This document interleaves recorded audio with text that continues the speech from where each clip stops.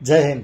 કોલકાતામાં એક ડોક્ટર દીકરી સાથે જે ઘટના બની, ઘણા દિવસથી હૈયું દબાવીને બેઠો હતો કે ભાઈ નથી કહેવું, પરંતુ આજે એ દીકરીનો વિડીયો પણ સામે આવી ગયો અને ન રહેવાયું, પણ આપણે કોઈએ કાંઈ બોલવાનું નથી હો।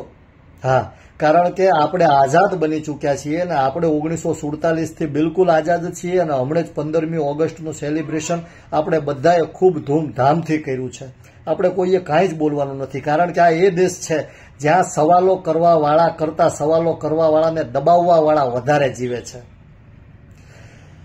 મારે કોઈને તળિયા ચાટું નથી કહેવા, કારણ કે રાજકારણ એવી વસ્તુ છે કે એનાથી હું દૂર છું, છતાંય લોકો મને રાજકારણી સમજે છે।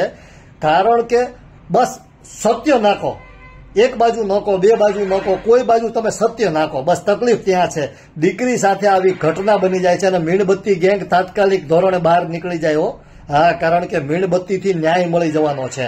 જ્યાં કોંગ્રેસનું રાજ હોય ને ત્યાં ભાજપવાળા મીણબત્તી લઈને નીકળી જાય, જ્યાં ભાજપનું રાજ હોય અને આવી ઘટના બની હોય તો કોંગ્રેસવાળા મીણબત્તી લઈને નીકળી જાય, આપવાળા પણ એની રીતે મીણબત્તી લઈને નીકળી જાય, પણ ક્યારેય કોઈ સવાલ કરશો નહીં। આવી ઘટનાઓ તો બનતી રહેશે, આવા રાક્ષસોને ક્યારેય સજા કરવામાં આવશે નહીં, અને જો આવા રાક્ષસોને જાહેરમાં સજા કરવામાં આવે ને તો આવી ઘટનાઓ બનતી બંધ થઈ જાય, એ 100% વાત છે। અને બીજી એક વાત, દરેક બાપને નમ્ર વિનંતી છે કે તમે તમારી દીકરીની રક્ષા જાતે કરતા શીખી જજો।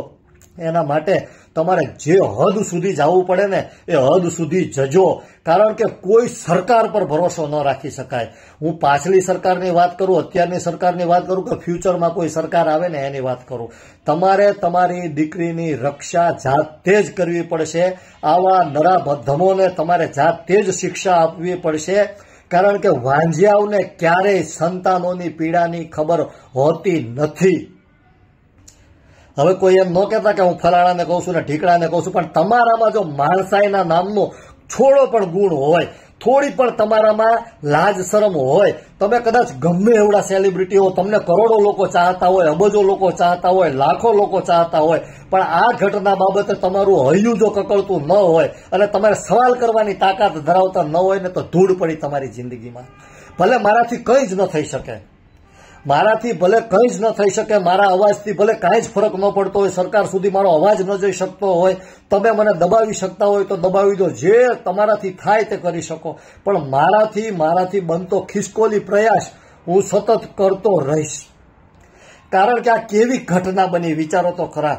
આ કદાચ કોઈની દીકરી સાથે બની છે, કાલે તમારા પરિવારમાં પણ આ ઘટના બની શકે છે, ત્યારે પણ શું તમે આમ જ કહેશો કે આ શું સરકાર કરે છે?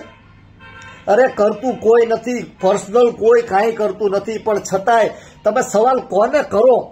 સવાલ કરવા માટે તમારા ઘરમાં કાંઈક ઘટના બને ને તો તમે તમારા વડીલને સવાલ કરો છો, તમારા રાજ્યમાં કાંઈક ઘટના બને તો તમે રાજ્યના પ્રધાનને સવાલ કરો છો, તમારા વિસ્તારમાં કાંઈક ઘટના બને તો તમે તમારા વિસ્તારના કોર્પોરેટરને સવાલ કરો છો। શું કામ?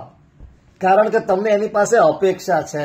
પણ છતાંય હવે નપુસંકોને કહેવું શું, વાંઝિયાઓને કહેવું શું, નવાલાઓને કહેવું શું? દુઃખ છે, દર્દ છે કે આવી ઘટનાઓ આ ભારત જેવા દેશમાં ન બનવી જોઈએ।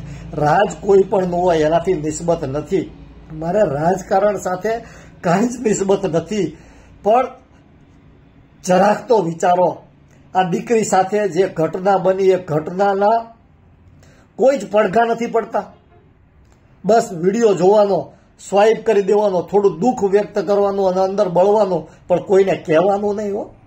ભલે મેં મારી વેદના વિડીયો સમક્ષ મૂકી દીધી, વિડીયોના માધ્યમથી તમારા બધાએ સમક્ષ મૂકી દીધી, પણ સવાલ કરવાનો કોને? ન્યાયની અપેક્ષા આપણે સૌએ કોની પાસે રાખવાની છે? બસ મારો સવાલ એ જ છે કે શું ખરેખર આ ઘટના તમારા ઘરમાં બને તો તમે એમ કહેશો કે આ થોડું એણે કર્યું છે? બસ મારી આટલી જ વાત છે। જય હિન્દ, વંદે માતરમ, જય શ્રી રામ।